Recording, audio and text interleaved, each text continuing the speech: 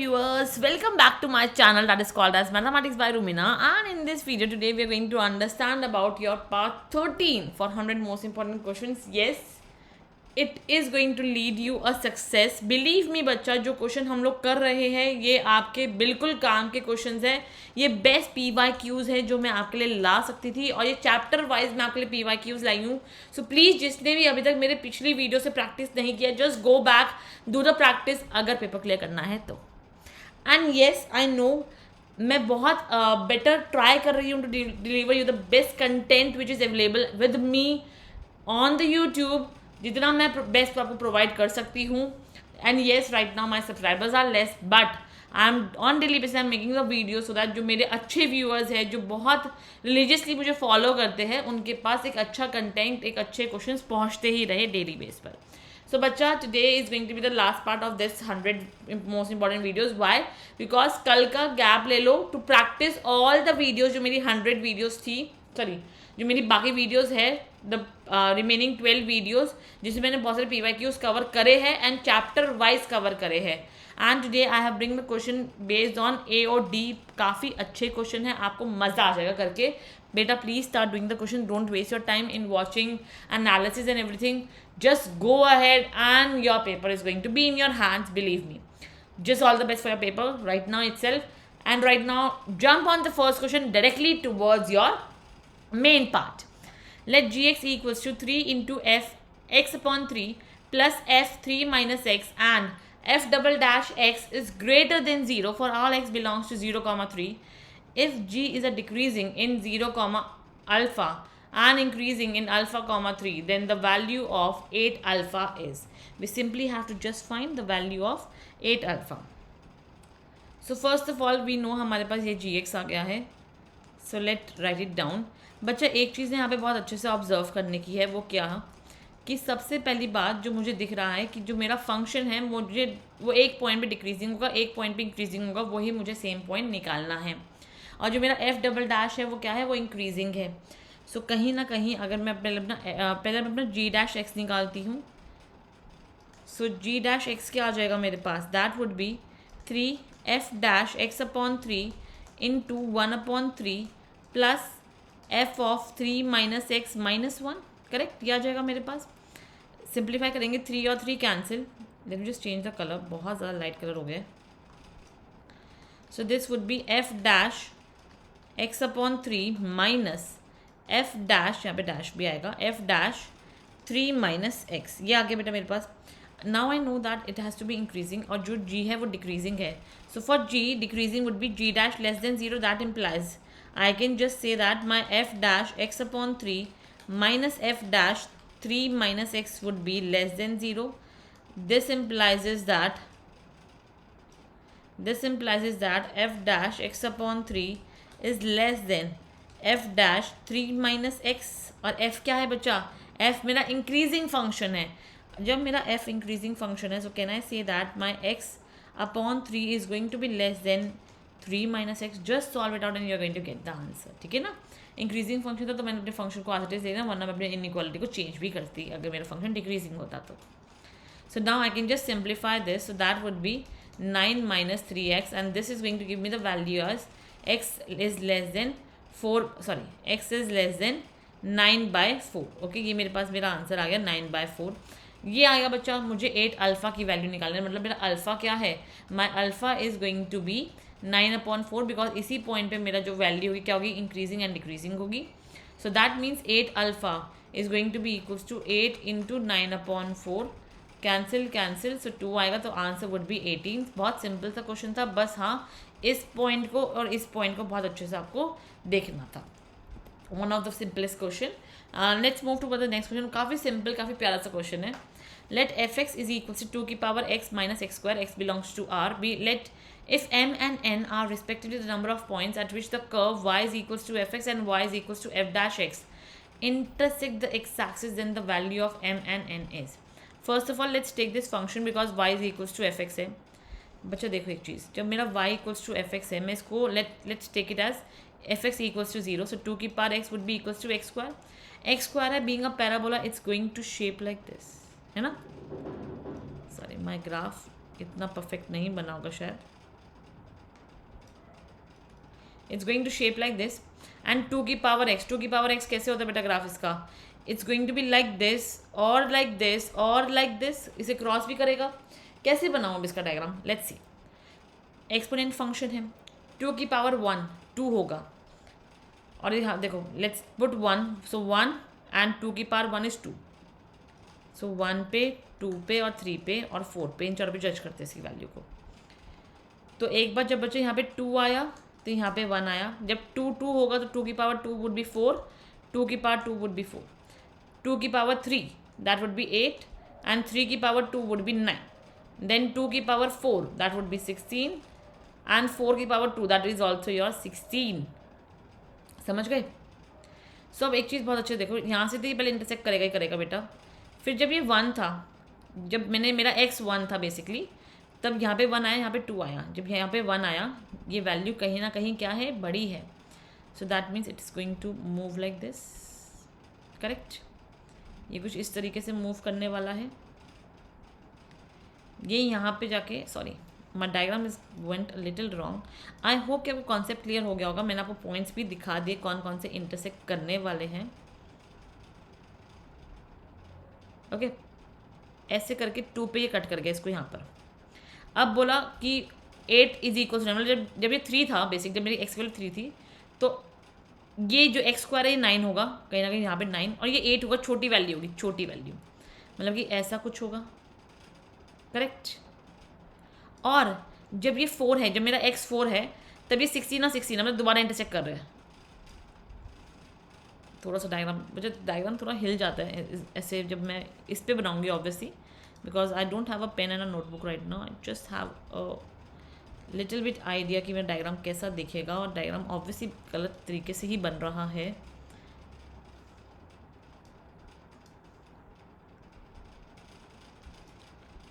Okay थोड़ा बहुत please आप अंदाज़ा लगा लेना कि हाँ डायग्राम कैसा होगा। आई डोंट नो वाई, क्योंकि हाथ चल नहीं रहा है शायद आज बोर्ड पर, सो डायग्राम बार बार गलत ही बन रहा है। Let me just pick my board, let just take the control, yes कुछ ऐसा डायग्राम बनना चाहिए था बच्चा, ठीक है ना।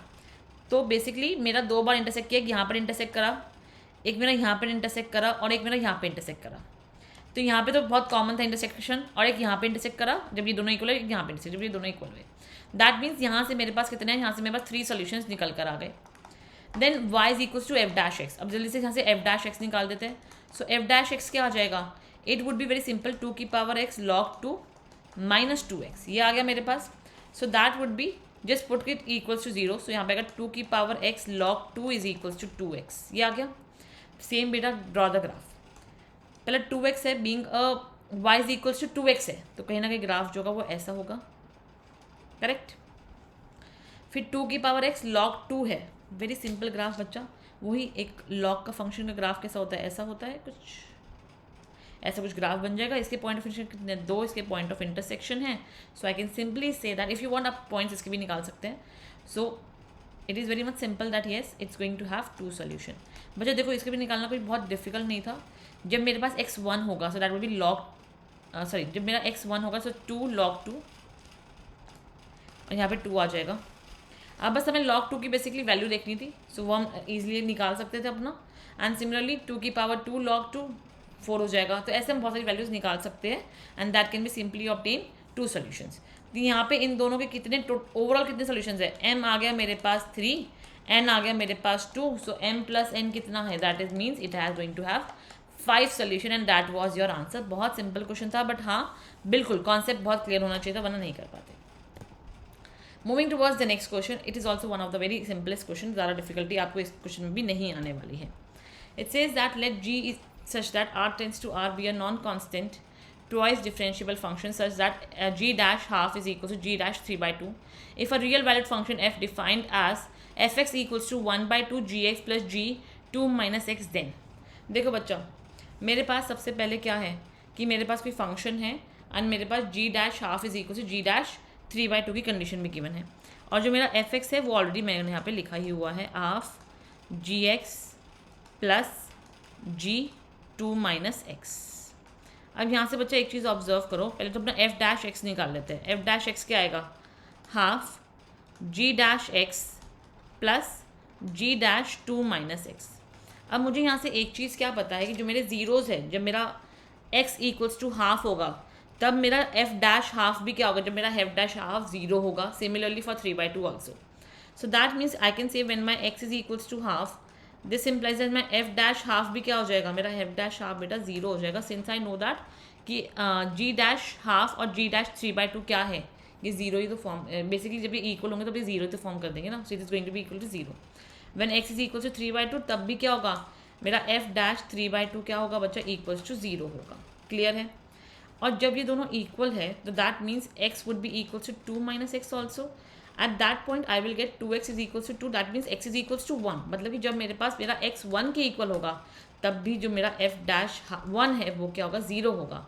That means I can simply say that कि इन तीनों पॉइंट पे मेरे फंक्शन 0 होंगे. So yes, if you just see it would be your half 1 3/2. Function कैसा ड्रॉ करना चाहिए बेटा, मेरा जो फंक्शन होगा वो ऐसा कुछ ड्रॉ होगा, like this maximum and like this minimum. और फिर यहाँ पे वो तीनों पे 0 0 रहेगा. इस पे भी 0 आया, इस पे भी 0 आया, इस पे भी 0 आया.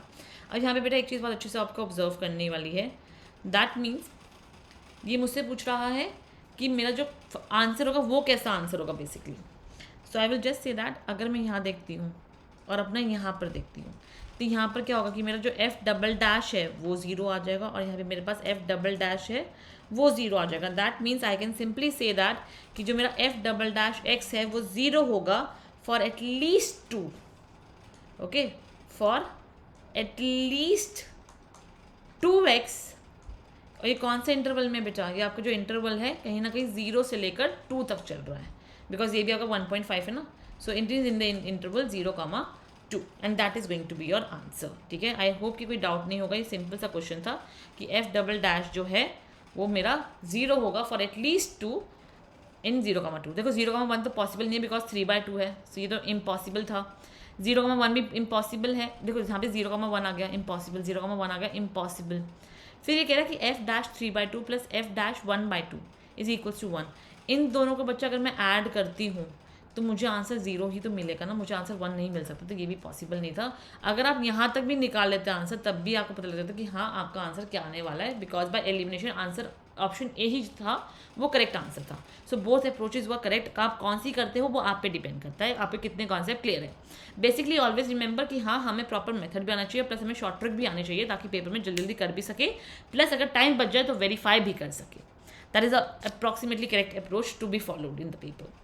Now towards the next question, it says me that the maximum area of a triangle. Okay, so there is a triangle like this. मुझे maximum area देखना है जिसकी मेरे पास sides given है. One vertex is 0,0 and on the other two vertices lie on the curve. Okay, जो other two vertices किसी curve पे lie कर रही है. These are मेरे points है x, y और एक point है मेरे पास -x, y. y is greater than 0. अब देखते हैं बेटा, पहले तो मुझे अपना एरिया निकालना पड़ेगा. For this the area, the formula is going to be del is equals to half. Points ले लो, x1 y1 1 1 आएगा, x2 y2 x3 y3. तो यहाँ पे 0 0 आया, यहाँ पे xy आया, यहाँ पे -xy आ गया. Let's just solve it out. So it would B 1/2. देखो यहाँ पे तो 0 0 छोड़ दो, 1 है तो x इंटू वाई मॉडुलस आएगा, sorry x into y minus minus plus x into y. So it would be just 1/2 modulus 2xy cancel cancel. So it is just modulus xy. ये क्या है बेटा, ये मेरे पास मेरा फंक्शन बन गया. फंक्शन मेरा x और y दोनों में है. Let's convert it only in one variable. Since मुझे पता है y क्या किसके इक्वल है, y is equal to -2x² plus 54. So मेरा fx क्या आ जाएगा, modulus of x -2x² plus 54. ये आ गया मेरे पास बेटा मेरा फंक्शन. जब मेरे पास फंक्शन ये है, मुझे क्या बोल रहा है निकालने को, मैक्सिमम निकालना है. अब मुझे मैक्सिमम नहीं पता, बीइंग अ मॉडुलस ये कहीं भी मैक्सिमम हो सकता है. So for maximum we just have to fully solve the answer. So बच्चा right now what I can do, I can just simplify this. So this would be your -2x की power 3 plus 54x in the modulus. ये आ गया. अब for the maximum I know मुझे पहले derivative करना पड़ेगा अपना. सो dy/dx करना पड़ेगा. तो f dash x is going to be equals to, just take the function as it is, leave the modulus right now. So that would be -6x² plus 54. ये आ गया. इक्वल टू 0 पुट कर देते हैं. सो simplify करेंगे. -6x² is equals to -54, minus minus cancel. So x² is equals to 9. So x is equals to plus -3. So x आ गया मेरे पास plus -3. So I just have to now obtain the value कि what is going to be my value for F3 and what is going to be my value for F-3। जब बच्चा मेरा F3 हो जाएगा, यहाँ पे पुट करके देखो, F3 का मतलब है -2 27 plus 54 into 3. Okay, I'm just going to use my calculator for that. So you will just observe one thing from here, that is 27 into 2, 54 plus, and that would be 54 into 3, 162. Solve it out. So the answer is going to be 108. It is going to be positive, so let's leave it as it is. वरना modulus होता तो हम उसे mod में obviously convert करते या फिर magnitude में कन्वर्ट करते, what ever you want, you feel comfortable with. Minus है तो कुछ नहीं आएगा, यहाँ पे माइनस आ जाएगा एंड यहाँ पे भी माइनस आ जाएगा। सो माइनस माइनस प्लस हो जाएगा और यहाँ पे बच्चा आपके पास क्या आएगा, माइनस आ जाएगा। So basically it's going to be your -108 and since यहाँ पे मॉडुलस है तो इसका आंसर भी क्या आएगा, 108 आएगा। सो मैक्सिमम एरिया क्या आया बच्चा, maximum area would be 108 and yes that has to be your answer. I hope कि इतना कॉन्सेप्ट किसी का भी क्लियर तो सबका ही होगा, बट हाँ अगर डाउट हो तो please comment me below, because I can see that many of you are actually commenting me your doubts and I'm loving that. So please beta comment me if you have any doubt or if you want some particular questions. I'm there for you to help you all people. Thank you so much for liking my channel so much and for giving reviews plus subscribing me on daily basis. Thank you so much. Thank you so much children. Bye bye you all. Meet you in the next play section. Till that all the best, because अब जो next video लाऊंगी वो मैं directly आपके solve paper करके लाऊंगी. So yes, all the best. Just do well and give me some glitters that yes, ma'am, your questions have helped us. Thank you so much everyone. Bye bye. Take care and have a good sleep before going to the paper. परसों मिलते हैं with your answer keys for your paper. Thank you so much. Bye bye you all.